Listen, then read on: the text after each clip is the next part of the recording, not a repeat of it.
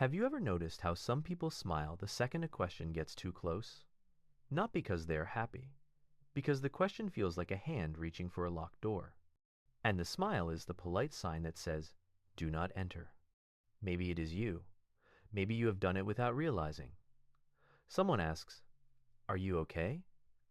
And you give them a bright smile that ends the conversation. Someone asks, "How is your family?" And you smile like you just remembered a joke. Someone asks, "What are you thinking?" And you smile, nod, and change the subject. It looks friendly, it feels safe, but there is psychology hiding underneath that grin. Picture a dinner table. Someone says your name, and everyone looks at you. Not with hate, just with curiosity. And your body still reacts like you are on trial. So you smile, because a smile buys you a second to breathe. You smile, because if you answer honestly, the room might change, and you have spent years learning how to keep the room steady. That is why the smile can feel automatic. It is a tiny performance that keeps you in control. It is a way to stay present without being exposed. It is also a way to protect other people from your truth. Because you do not want to be a burden. Because you do not want to be the reason the mood drops, even when your truth is completely normal. Here is the psychology of people who smile to avoid questions. 1. The smile is a shield, not a signal. A lot of people grow up learning that honesty has consequences. Not always loud consequences. Sometimes it is the small stuff. A parent who gets stressed when you talk. A friend who mocks you when you share. A teacher who labels you dramatic when you ask for help, so your nervous system learns a rule. If you reveal, you risk. If you stay pleasant, you stay protected. That is conditioning. Your brain links openness with danger and links friendliness with survival. So when a question feels personal, your body reacts first. Your shoulders tighten. Your throat gets dry. Your mind searches for an exit. And then, like a reflex, you smile. Because smiling is socially rewarded. It is the quickest way to look fine without proving you are fine. It is emotional camouflage. It keeps the room calm. It keeps people from digging. It keeps you from feeling exposed. This is why some smiles appear at the wrong time, even when the topic is serious, even when the person is hurting. The smile is not lying. It is defending. 2. They learn that being likable is safer than being real. There is a difference between connection and approval. Connection says, "I can be seen." Approval says, "I can be tolerated." If you were raised around unpredictable moods, you often chase approval. You learn to manage people. You learn to read tone, micro-expressions, and silence. You learn to be easy. To be low maintenance. To be the person nobody worries about. Because if people worry, they ask questions.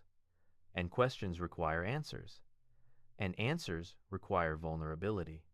So, you become skilled at social smoothing. You smile to keep the moment light. You laugh to keep the tension low. You nod to keep the other person comfortable. This is emotional intelligence, but with a cost. It is emotional intelligence used for safety, not intimacy. Psychology calls this impression management. It is the habit of controlling how you appear to avoid rejection. And the brain loves it because it reduces uncertainty. If you look fine, people assume fine. If they assume fine, they leave you alone. And being left alone can feel like relief. But over time, the person starts to confuse being liked with being secure. They smile, not because they want to, but because they need to. They become the pleasant version of themselves, even in private, even in pain. 3. The smile is a fast exit from cognitive overload. Some questions do not just ask for information, they ask for processing. Questions like, "Why do you seem distant?" Or, "What do you want?" Or, "What happened back then?" Those questions can trigger a whole library inside the mind. Memories, doubts, guilt, anger, grief, and the brain can freeze when too many tabs open at once. In psychology, This can look like avoidance coping. Avoidance coping is when you reduce stress by avoiding the stressor. It works short term. You feel immediate relief. Your heart rate goes down. The conversation shifts. But the problem stays. And your brain learns. Smiling equals escape. There is also something called emotional granularity. That is, your ability to name what you feel in detail. Some people were never taught that skill. They were taught to swallow it. So when a question demands emotional precision, they panic. Not because they are shallow, because they are overloaded. Smiling becomes the shortcut. It buys time. It hides confusion. It prevents you from saying, I do not even know what I feel yet. And in a world that expects quick answers, a smile is a socially acceptable delay. 4. They fear the moment the mask slips. People who smile to avoid questions often carry a quiet belief. If you see my real feelings, you will judge me. Or worse, you will leave. That belief can come from social comparison theory too. When you constantly compare your inner mess to other people's outer calm, you feel defective. You start thinking, everyone else has it together. Why am I like this? So you hide, and the smile becomes your proof that you are normal. There is also the negativity bias. The brain remembers threats more than comfort.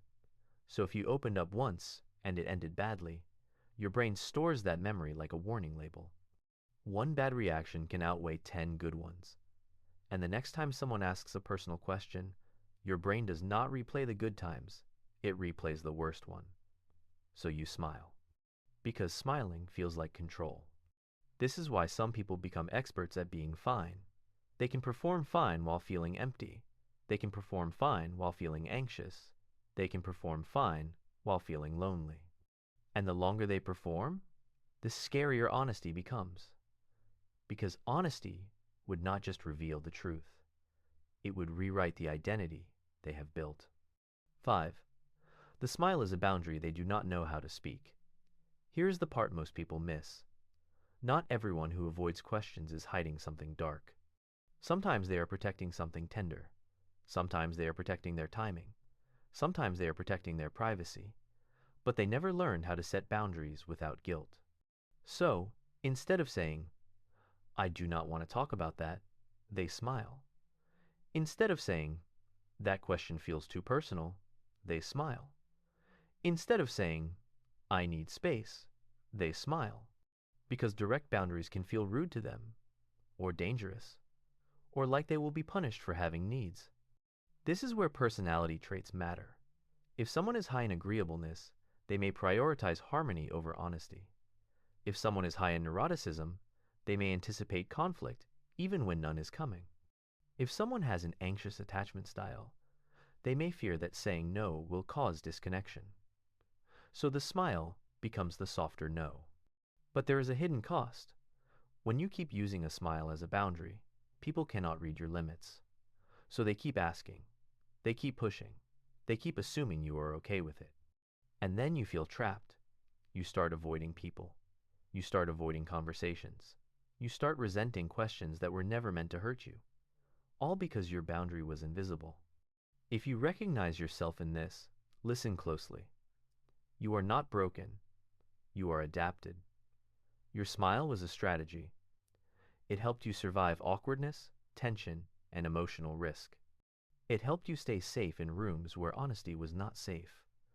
But survival strategies are not always life strategies. Sometimes what protected you back then becomes what isolates you now. So, here is a gentle experiment. The next time you feel that automatic smile rise up, pause, take one breath, and ask yourself, what am I protecting right now? Is it my privacy? Is it my fear of being judged? Is it my fear of taking up space? Is it my fear of not having the perfect answer? Then try one simple sentence. Not a confession, not a full story, just a new option. You can say, I am not ready to talk about that. You can say, that is a good question. I need a moment. You can say, I have been carrying a lot lately. You can say, I appreciate you asking. Those sentences are not dramatic.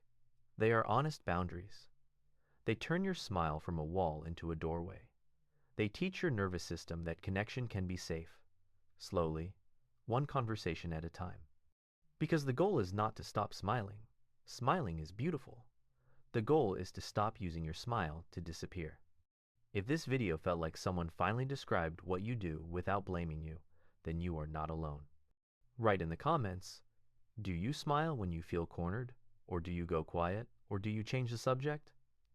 And if you want more videos that decode the hidden patterns behind everyday behavior, subscribe. Not because you have to, because understanding yourself changes everything.